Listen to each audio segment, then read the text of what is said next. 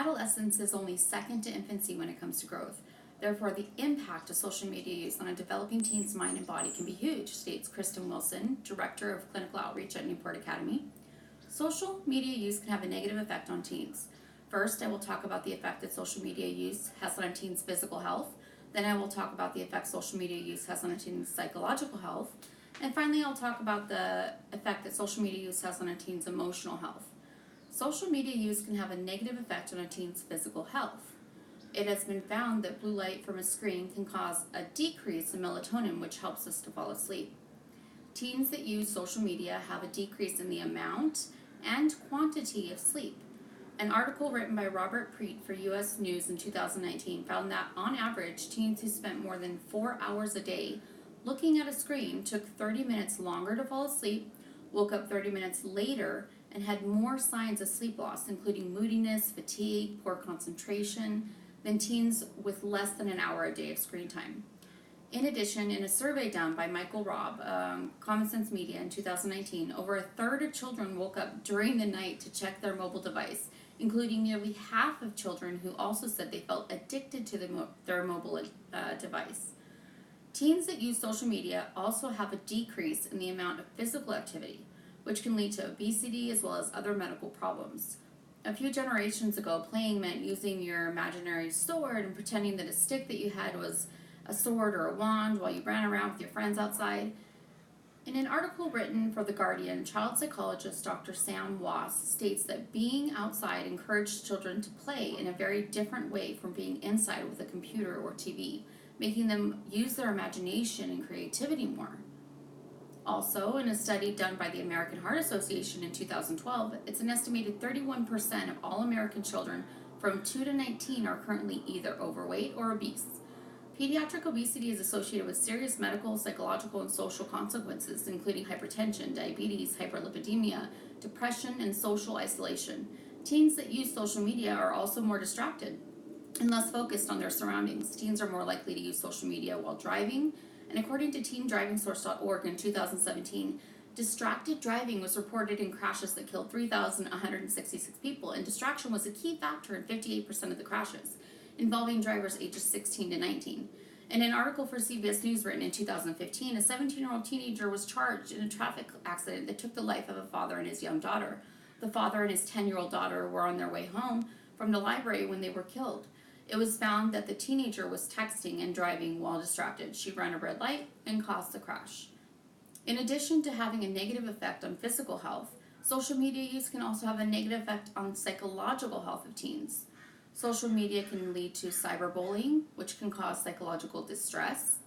And according to a study published in 2019 by JAMA Psychiatry, time spent on social media may increase the risk of experiencing cyberbullying, which has a strong association with depressive symptoms. Social media use can lead to an increase in depression, anxiety, suicide. There are many unfortunate stories of preteens and teens taking their lives by suicide.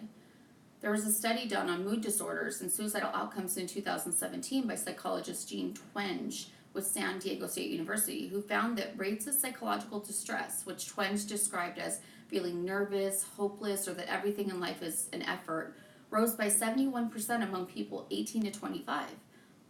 An article written in 2019 by Brianna Sachs for BuzzFeed News was about a teenager in Tennessee who died by suicide after a classmate posted private, explicit messages between him and another boy on Instagram and Snapchat, outing him as bisexual. Social media use can also be addictive. In a first-of-a-kind study done at UCLA in 2016 that scanned teens' brains while using social media, Stuart Wolpert stated that it was found that the same brain circuits that are activated by eating chocolate and winning money are activated when teenagers see large number of likes on their own photos or the photos of peers in a social network. The nucleus accumbens, which is a part of the brain's reward circuitry, was exceptionally active, and teens are more sensitive. And finally, social media use can have a negative effect on the emotional health of teens. Social media use can lead to feelings of inadequacy.